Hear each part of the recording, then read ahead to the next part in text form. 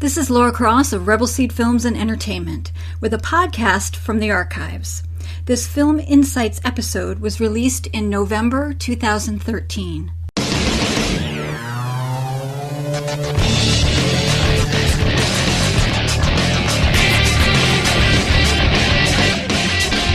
Today's guest expert is Sheri Candler, who is a digital marketing strategist helping independent filmmakers build identities for themselves and their films.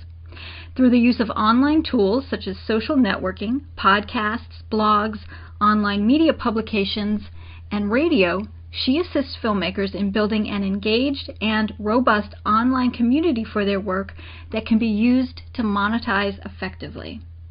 And today she's talking to us about best practices for indie film marketing and distribution.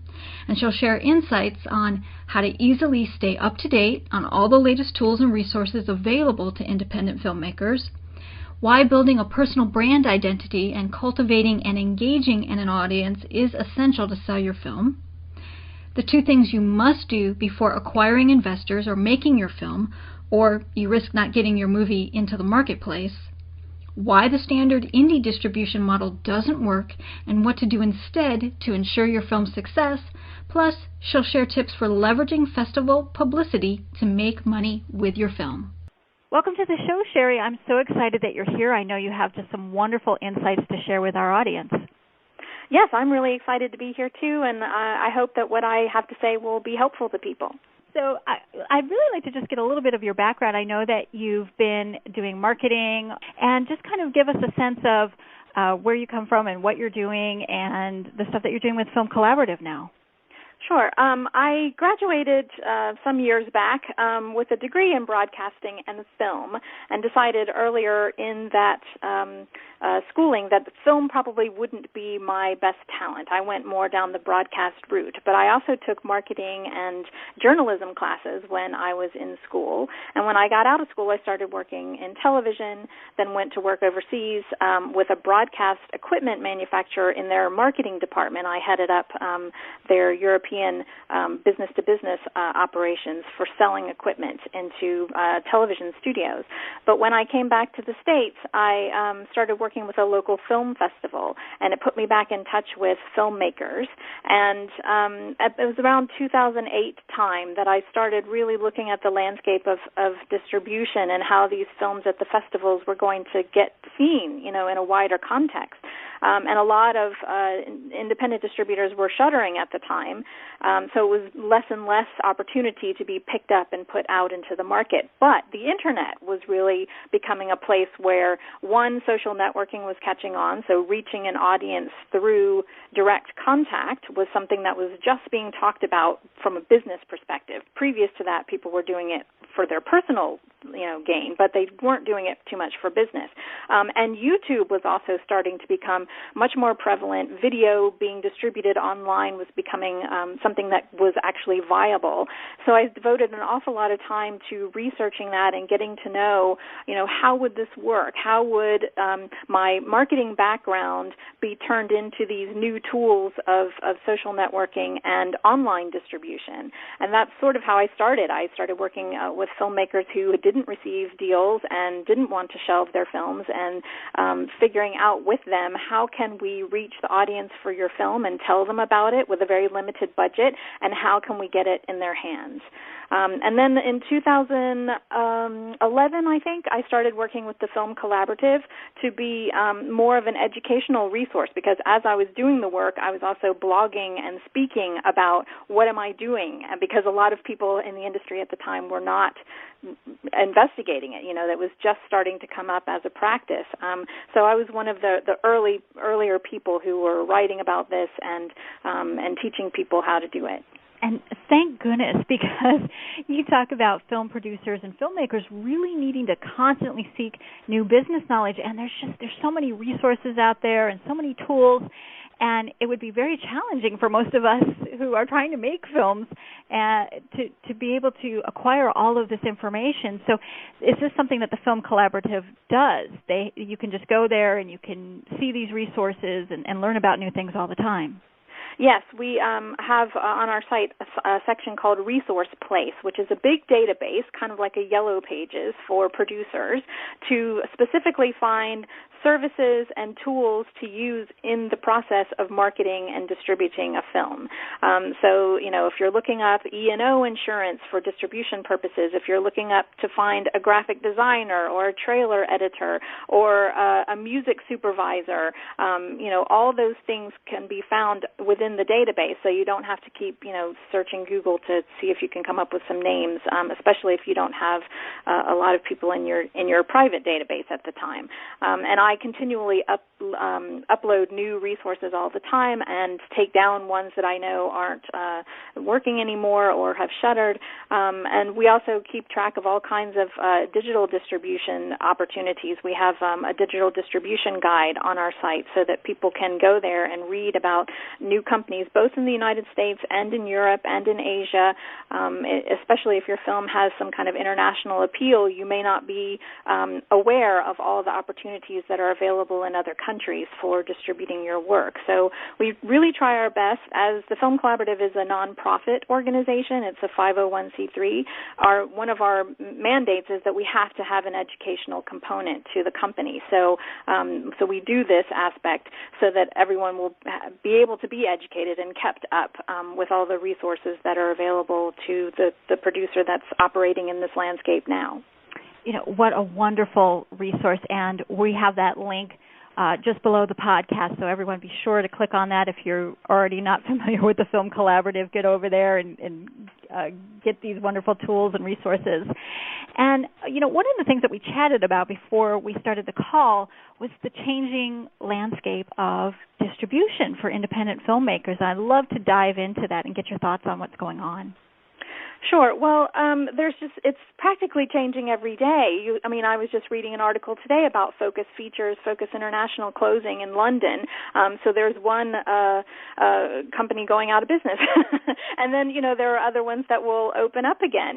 There's also a great divide between the traditional companies that are all rights kind of deals where they take possession, really, of your film and put it out into the market and are the first ones to profit off of it, as opposed to these new tools that they have available now, such as iTunes, Amazon, Distrify, Tug, Gather, ways to get your film out both digitally and in the cinema.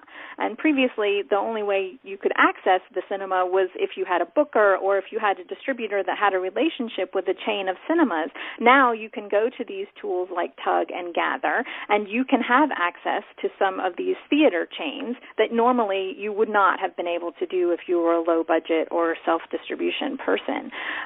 So as more opportunities are opening up, and really every day, there's another side of it that people don't realize or like to talk about too much, which is it takes a variety of skills and knowledge that producers previously didn't have to have in order to make those kind of releases successful.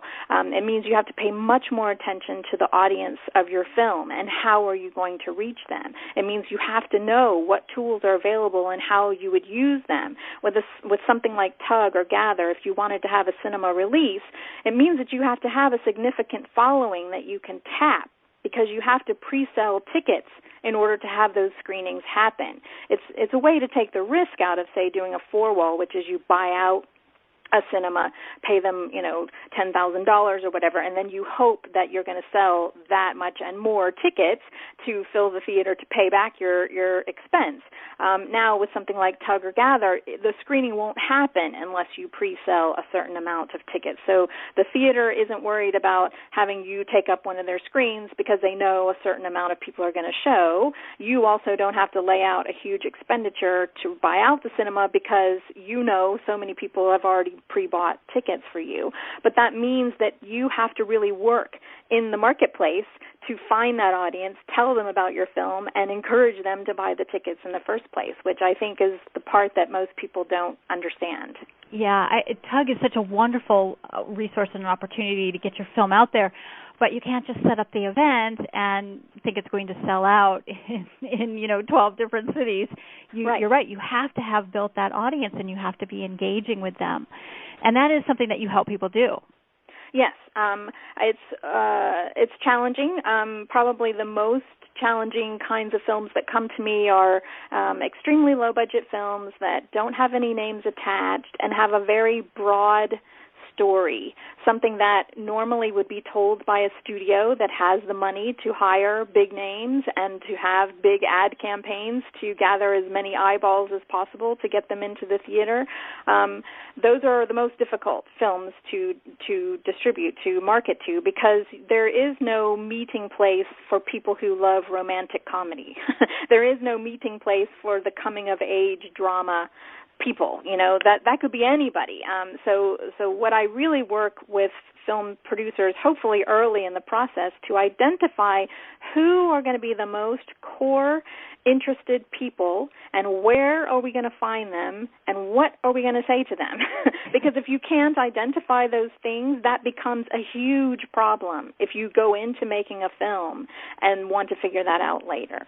So that's something that I really try to press into filmmakers very early on, is if you press into a film and make it and it doesn't have anything like a marketing hook, is what a studio would look at, you're going to have a very difficult time getting that film out into the market, and especially if you have a very limited budget, which most of them usually do.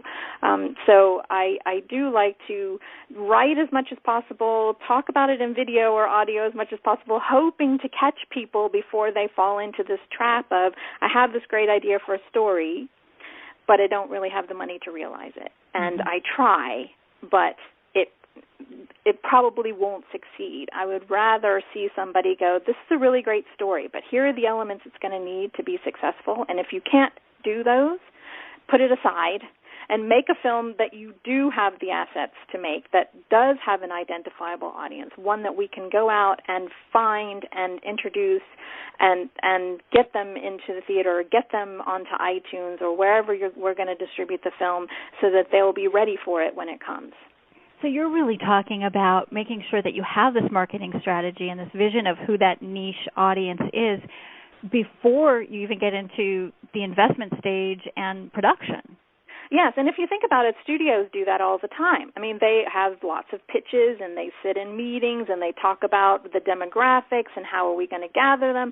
Before they ever greenlight a film, they know exactly who they're going to go after, how much money it's going to take to get them, what time of the year are we going to release in, what are we likely to be up against in the market as far as other films come out. That's exactly how they operate. Now, I find independent producers do not do this work, and unfortunately they head into films where they think that it's going to have wide appeal, but they have no idea how to get wide audience. And the way it's done in the studio system is with millions of dollars. In the independent sector, you don't have that. So I'm not saying that it is impossible to have a film go wider, but it is impossible to start wide. You're going to have to know who the exact core audience is and how you're going to reach them with the limited amount of funding that you have. And what you will find often is if you have success with that, bigger partners will come later because they feel like, oh, well, if you can reach that small audience, we can expand it out even bigger. And that will make them want to come to you. If you take them and say, we made this thing, but we don't know what to do with it, that's not appealing. There's no proven success there at all, and usually you won't find those films being picked up and taken into wider releases. Really identifying that audience and having that marketing strategy, it's essential for filmmakers nowadays. I mean, it's like any business, and I think maybe producers forget that they're entrepreneurs just like any other entrepreneur. If you try to sell to everyone, the saying is you're really selling to no one. So identifying that niche audience is really important. And one of the ways you talk about starting to do that is through building a personal brand. What does that mean for filmmakers? Yes, especially when we're talking about using social networking tools, because previously, in order to build a personal brand, you kind of needed the buy-in of a bigger company. You needed somebody who, a studio or a record label or a publisher that would champion you. And now you can use these tools yourself to put your identity out there. I sort of shy away from the word brand because I find filmmakers get all uptight about it. Oh, it sounds like business speaks. It sounds like corporate, speak, and they don't like to do it. But what we're basically meaning is, who are you as an artist? What is your identity in the world in a professional way?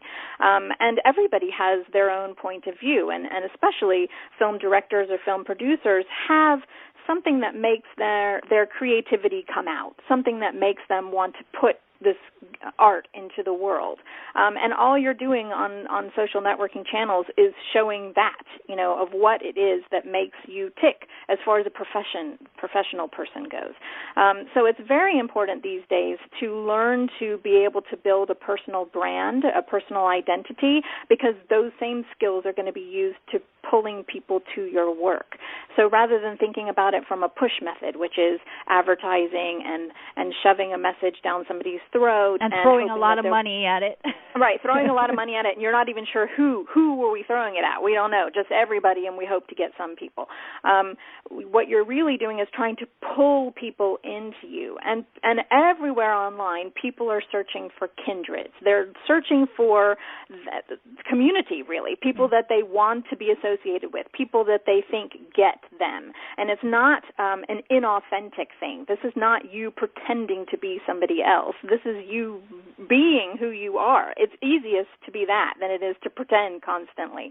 But to put things out into the world that will draw people in and become interested in what you're doing is the goal of this personal branding. And it also has the knock-on effect that it makes you valuable to other people, so that if you have a fairly big following on any of your social channels, on Instagram, on LinkedIn, on Twitter, on Facebook, that's an asset that not everybody has at the moment, and it makes you much more valuable because as we pool within our group, everyone's following together. We can get a fairly big audience without spending a dime.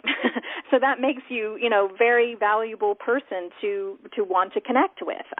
So I've said that, maybe 2 years ago I wrote a post about how actors needed to build up a following in social channels, because if it's a choice, as me as a producer, a choice between two actors who have very similar talents, and one brings to me a huge following and the other one hasn't done anything, the one with the following is much more attractive. If I have to break the tie, that's the person that I want on my team, because he has a group that we can already tap into just by having him part of our production. Yeah, your community is just a phenomenally valuable asset for you. Yes.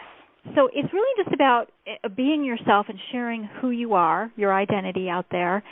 And what are some ways that then you can build that audience? You can get those leads. In business, it would be called lead generation. Right. And then engaging with them. Well, one of the things that people get wrong when they use a lot of these social networking tools is that they believe they need to promote. I need to self-promote. I need to talk about myself. And that's probably the worst thing you can do, because it's the most boring conversation that anybody has. We've all been to the party where there's that person who just wants to sit and talk all about themselves, and you kindly excuse yourself and go find somewhere else to stand. What really should be happening is that you're championing other people as much or more than yourself, and sharing information, sharing resources, sharing interesting things that are valuable to other people. So what I like to tell people is self-promotion is about helping other people, not helping yourself. Mm-hmm. You will, in turn, see the benefit, but if you go into it thinking that it's only about me, it won't work. So a lot of times I sit with filmmakers, producers, directors, even there are cases of sound designers and script writers who are building their own personal brands online through online tools. And all of them are championing, other movie makers, tools that they found useful in their work, answering questions from fans about, how did you make this scene, or how did you find that actor, or how did you break down this script, becoming this resource that people want to follow and want to engage in, and also becoming aware of who is following you. Look them up. Look up their bio. Find out where they are in the country.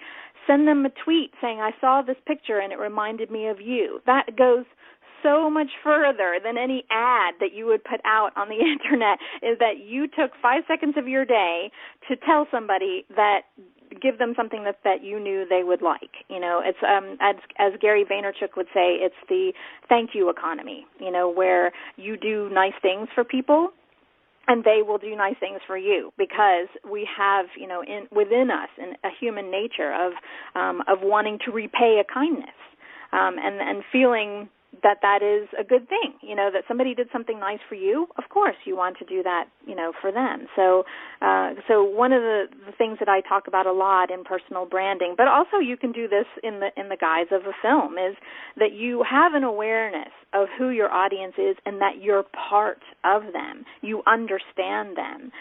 That goes so much further in their awareness of who you are and wanting to help you than begging for help or asking for retweets on Twitter or constantly talking about yourself or only putting up pictures, from your film. Really think about, how can I get the audience engaged with my film? How can I get them to want to contribute in some way? That's so much more effective, and really how social networking works.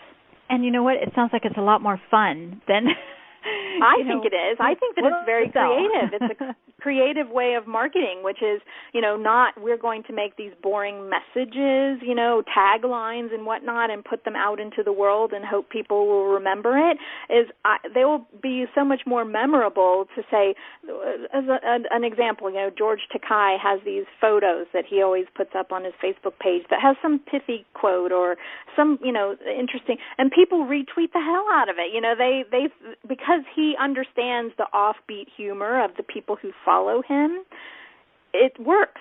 Those people are like, I can't wait to see what George posts next. And believe me, if George is going to be in a movie, he's got such a following that he can say, listen, I'm in a film and it's coming out this weekend. Hope you guys will come out. And they will, because they feel like they know this guy. They interact with him all the time, in these social networking spaces that you want to go. The same would be said for somebody like Philip Bloom, who's a cinematographer. Most people couldn't tell you the name of a cinematographer, but he's online all the time talking about his craft and different cameras that he uses and all kinds of stuff. And when Philip is, a cinematographer of a movie, people go and see it because they've talked to him online. It's authentic marketing. It's just, right. Yeah. Yeah. It's, now, as fun and authentic as this sounds, and like you would just really enjoy doing it, I know that there's going to be filmmakers and producers who say, oh my gosh, it's one more thing that I have to do. Is there some way that this can be systemized to make it easier, or are there people who can help you do this sort of thing? Yes, of course, there are people who can help you. I mean, definitely there are celebrities who have Facebook pages and they're handled by digital marketing companies and they don't have anything to do with it. And yes, they will get you lots of good-looking numbers. But if you really cede your personality to another company, it's really the company that has your audience, not you, because you're not in touch with them. You have no idea who they are. We don't want to go down that road. One of the biggest advantages to this is the data, being able to have an idea of who your audience is, where they engage, and actually keeping their contact details. If you have your own website, you definitely should be building up an email database so that if Facebook were to go out of business next year or if Twitter were to go offline for a couple of months, you would totally lose contact with your fans because you're totally dependent on that third party. Ultimately, what you want is your own database of followers, people who have given you permission, who say, I want to know the first, when you have news coming out, because those are your most ardent followers. Those are the people that you need to get to know, and you need to cultivate them. You don't need to look at them as disposable, as a given, because people can leave you in a second the moment they feel that way. But these are people who enable you to be able to do what you do. So they're really important people that you should be keeping in contact with and should be very aware of. To the people who say, well, this is just one more thing I've got to do, we didn't always have cell phones. We didn't always have email. There's always new tools coming up that people have to learn how to fit into their lives. And you can bet that 15 and 16-year-old kids are native to social networking. This is not considered a chore for them. It is part of their lives, and it will be part of their working lives. So if you don't want to be left behind, you better learn how to fit it into your life. Get with the program. Right, that we never come to a point where all of our time is taken up and we can't devote any more to anything else. You're going to have to learn how to fit it in, drop out some other stuff, or yes, you can hire people to help you who work in tandem. There's also ways that you can systemize some of this. Sure. There are definitely, things like Hootsuite and Buffer that you can schedule tweets on and schedule Facebook posts on. And in some, I believe that some automation is necessary and a good thing, but I don't believe you should cede it all to automation, because then it's not personal, and the whole reason for social networking is a personal connection. So you do still have to go back and look at comments and people who have retweeted you or mentioned you on Twitter, or people who have liked your photo on Instagram and left a comment. You still need to engage with them, but you can schedule, time during the day to look through those different sites, cycle through them. I do that many times a day, but most people are not as obsessive about it as I am. But just keeping up with the maintenance and keeping up with the cultivation of the audience of the people that who bothered to leave a comment or who bothered to like one of your posts is very important, and it needs to be something that you do personally. And then when you need to do crowdfunding or you're ready to release your DVD, you have that wonderful community that you can reach out to, and they're going to step up and help you either with funding or with purchasing what you're putting out there, because they're really eager to have it. So if you don't have, just like what we talked about earlier, if you're doing crowdfunding and you don't have that list, who are you going to promote that to? Right. It is absolutely imperative if you're doing crowdfunding that you have some kind of base of support, especially online, because that's, unless you're planning on walking door to door, you're going to have a way to get to everybody, to a big space. So online is the place to go to. But you should not head into crowdfunding if you haven't built up that base of support yet. And I think that's where you see so many of those crowdfunding campaigns really, they don't make the numbers, is because they don't have that community. They don't have that community, or they don't have a big enough community that their goal makes sense. Like I've seen some people putting up $50,000, $100,000 goals, and I look at their following on Twitter, or I look at their Facebook page, and I'm like, they're never going to make that. I mean, only about 10% of the people who follow you on Twitter are actually ever going to do anything for you. Mm-hmm. So if that's only 500 people, or we talking about 5 people who are going to do anything, that's not enough to reach a $50,000 goal. So you have to be very smart about running a campaign like that and what you're really capable of raising through it. But, crowdfunding didn't exist 6 years ago. It's become like this great tool now for raising funds, especially for short films, for documentaries. The thing I like about it, and the thing that I'm not a champion of as far as the SEC Jobs Act, is that it's not investment.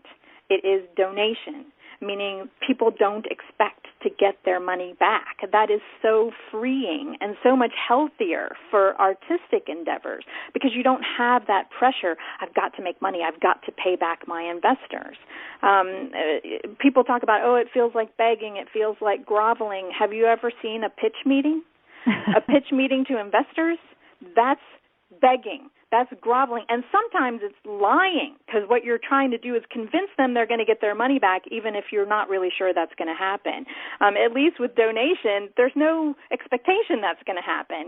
So when you're asking for these $10, $25 donations, it's not very much money to most people, and there's no expectation that they're going to receive that money back, which is good, because in independent film, it's very, very likely that they're not going to get it back. Yeah, if you don't have a marketable cast and you don't have distribution in place, then it's going to be very challenging. And you really shouldn't be asking for equity financing from anyone. Right. It would just be reckless to do that unless you know that they're going to get their money back, and you have a firm way to provide that. And, the more and more I look at, the sales that are being made out of some of these festivals or the sales that are being made out of AFM, unless you're getting your money back up front from the sale, you're not going to see any more after that. So Right, if exactly. you made a $15 million film and you sold it at Sundance for $4, I don't know what you're going to tell your investor, because the chances of you making any money anytime soon with so many middlemen that are now being able to recoup before you makes it nearly impossible that film is going to make money for its investors. It will make money for the industry, for the sales agents, for the distributors, but not for the people who put the money in the first place. Exactly. So I talk about how broken that system is, and it's really not a strategy to think that you are, and you say the same thing, to go to a festival and hope that you're going to sell it, and even if you do, unless you made that film for $1 million and you got $5 million for it, you're never going to see that back end. That's right. That's right. So there are other options out there for distribution, like freestyle releasing and Gravita and all of those. So there are wonderful options. If you put that into your budget up front, you're going to be able to get that money back for your investors. And also, really look at the production budget for your film. Yes. When you're talking about service deals, which you would be with Freestyle or Paladin or with Gravitas, that means you paid the distributor to put it out. But what you're basically doing is hiring their resources, hiring their connections that you probably don't have in order to get your film into the significant release that you envision, that your distributors envision, your investors envision, without giving up the rights to your film. And that's very important because you control where the budget goes. You know how much is being spent because they have to tell you, because you're paying for it, as opposed to a distributor who picks up your rights for whatever they pick it up for, and then you really don't have an idea of how much they're spending and how much they say they have to recoup before they send you a check. And anybody who's actually questioned a distributor on their audit statements will know what I mean. It's very, very difficult to get them to return your calls once you start making those questions known, and to get a straight answer from anybody on, how is the revenue stream calculated, what percentages are taken out, who has to be paid in the middle. A lot of distributors hire outside of their company, the same kind of companies you could hire probably for less to handle these releases. So even if you think that you're doing yourself a favor by turning it over to a distributor, they're outsourcing just like you could, except they own your film and you don't anymore. So it's really a producer's job to really delve into what's going on behind distribution and marketing of films, and how much do you really need the help of somebody else, and how much can you really handle in-house or hire the expertise without giving up ownership of the film. Yeah, so it's very important to know the different distribution paths. You also talk about making sure that if you get into a film festival, you know really what you want to have happen, and that you have that distribution already in place and good to go after you get that visibility from being in a festival. Yes, there are only a few festivals in the United States that are what my colleague at the Film Collaborative, Jeffrey Winter, would say are impact festivals, which is a festival that once you get in can change the trajectory of your film from being self-distribution to getting a significant deal that will push your distribution out wider. And so you're really gambling if you say, I don't have any budget for distribution and marketing and we're just hoping to get into Sundance. Sundance is one of those impact festivals, and if you get in, yes, that could change the trajectory of your film. If you don't, if you decide to go with an offer that comes from any other regional festival, and I'm not going to name them because all of them have their place, but there aren't very many that are impact festivals that distributors visit that are going to make sales for you, then you're really into theatrical distribution. The festival circuit is your theatrical. So if that's the case, one, I hope you have money to do that, because theatrical release you're in on the festival circuit takes money to do it. And two, no one wants to waste time on the festival circuit getting press for a film everyone else can't see. So it's very difficult to go back and get that press and review your film again when you get into release, which is when money is going to come from your film, if you spend all your time on the festival circuit.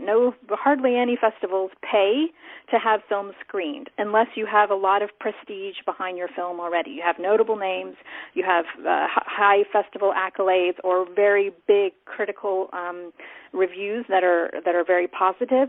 Then you may get screening fees out of festivals, but otherwise everyone else plays for free. So being on the festival circuit's like being in the theatrical but not having any ticket revenue come in.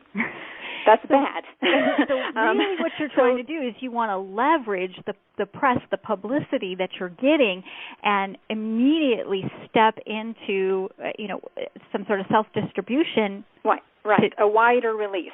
So you can only play so many festivals. You can't play everywhere in the world at one time. But the press that's happening at those festivals can reach beyond those places.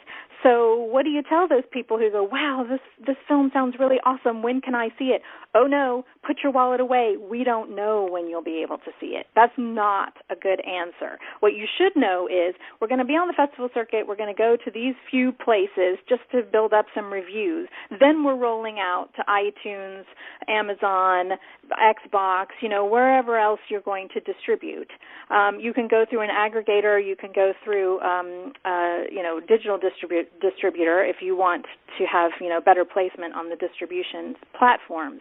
But having a date that you can, one, tell the press who are reporting on your film when everyone else can see it, and two, to tell the audience that you're building along that, route on the festival circuit when everybody else will see it, is much more beneficial than it is to play the festival circuit for 18 months and then figure out what you're going to do for distribution. That is just a really bad business plan. You should not be doing that.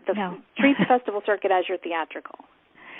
And, don't forget theatrical, because I know we're talking a lot about digital or just film festivals as your theatrical, but you can roll out of a film festival through Tug or Freestyle releasing. You can still do a limited theatrical release because it's going to help drive those digital and your DVD sales. Yes, and you want to do that very quickly together. You can have actually festival and theatrical going at the same time. There are many, many smaller festivals that don't mind having theatrical releases in other cities as long as it's not conflicting with where their festival city is.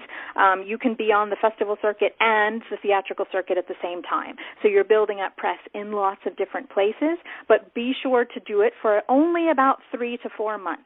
Because after that time, the press that you got dies down. People forget about you. You don't want to go 6, 9, 12 months later and then release again, because basically you're starting from the ground. You're starting all over as far as your marketing goes. Yeah, and trying to get that press again, that press swell is going to be just really challenging. Yes, nearly impossible. I mean, most newspapers and publications will say, well, I reviewed you when you were on the festival circuit. I'm not going to review this again. So you're done. As far as that goes, that's the end of your press. So you don't want to have a big press swell and then die and then release. You want to have it all roll into one push. Exactly. Wow, you shared a lot of information today. Is there anything that we didn't touch on that you feel is really important for producers to be aware of right now? Well, we have written a book called Selling Your Film Without Selling Your Soul, which chronicles how low-budget independent films have rethought their releases, how they connected with audiences, how much they spent in order to release their films, and what kind of revenues they got. It's one of the things that sets our book apart from a lot of other books on the subject. We really pressed our subjects to give us numbers, and everybody wants numbers. Do you have any great distribution or marketing stories that you would care to share from that book? I know that we have the link here that people can go and grab it, the Selling Your Film Without Selling Your Soul. But if you have any great case studies that you could share with us. Well, there's a great case study written by my colleague Orly Ravid about American, the Bill Hicks story, which was a UK production, but it's about an American comedian. It's a documentary, and one of the good things about it was Bill Hicks has a very rabid fan base, which they were able to tap into. So that's really great for a documentary, to have an audience where they can go and tell them about the film. They could find them online. He also had a lot of high-profile comedian friends who were willing to devote their time and attention to helping to promote the film, in little ways, but where they would have people come to the screenings to introduce the film. They would have recollections because Bill Hicks is dead, so he, couldn't be at the screenings, but his friends, his colleagues could come and tell stories about him. They launched, I think, out of South by Southwest. They self-released in the United States through Variance and Gravitas. In the book, we have the numbers and how the tactics of how they got it out into the market and the revenues that they had gotten. I think at that time they had been in release maybe 6 months when the book came out. So we are now working on a follow-up to the book, where we're going to go back to them and find out what happened now that we're 3 years on from their release. How did it fare in the digital space? Because at that time, iTunes, was just starting with iTunes movies and things like that, and cable VOD for independent films. So we want to go back and revisit that. But it's a good case study as far as the detail of how they sourced their audience, how they made the film, how they released it with Gravitas and Variance. So it's definitely something to study when you have a film that has a niche audience that you can clearly reach. So I want to encourage everyone. We've got the links here with the podcast for the Film Collaborative, for selling your film, that ebook. Definitely go and grab that. There's some really wonderful information in there. We also have Sheri's website to check out. And, there are a lot of people who are going to need help with their marketing strategy and building their identities and their social networks online. How do you work with clients? What are some of the things that you can help them with? So for myself, I work with clients mainly to identify their marketing strategies and also to coach them on personal identity building. Often they will find that it's much more work than what they thought because it entails writing or taking pictures if Instagram is your thing, or curating content for your Twitter account or something like that, which I can help with, but I always like my filmmakers to be involved in. I really believe that their audience they're building should be for themselves, not me building it for them. But that's one way to work with me. Another way is to say that I have a script. I want to, start thinking of ways to get investment and to build a business plan. So I'm going to need a marketing plan. How do I identify my audience? Where will I find them? I write marketing plans for films as well as budgets, of the breakdown of how much it's going to cost to advertise, to have a publicist, to get a website built, to hire a trailer editor, to get a key artist, to make your graphic design. All those things that most filmmakers don't know or don't think about when it goes to marketing are things that I can help them work through in their business plans. Then we have the Film Collaborative, which covers both marketing and also distribution, and also festivals. So like I said, my colleague Jeffrey Winter works with festival distribution, identifying festivals that are a good fit for films, and he has working relationships with programmers at those festivals that he will approach and try to get films placed in, generally with a screening fee. That's not something that normally filmmakers can do on their own if they don't have a relationship previously with those programmers. And also the film has to be of a certain caliber for him to be able to get a screening fee. But he would be one person you would talk to about festivals. Orly Ravid would be somebody you would talk to about distribution deals. We work also as a sales agency, but we don't take rights over the film, which is different than what most sales agents do. We also have a creative director, David Averbach, and he works with filmmakers to get their key art done, their website design done, their email newsletters, that kind of thing, to set them up with those kind of things. So if you become a member of the Film Collaborative, you have access to all of these people in all aspects of things that you need to think about. Wow. Yeah, you guys cover the gamut. We try, yes. Sheri, thank you so much for your time today. This has been really informative, and I know that our listeners just got a lot of value out of it. Thank you. You're welcome. I hope they did.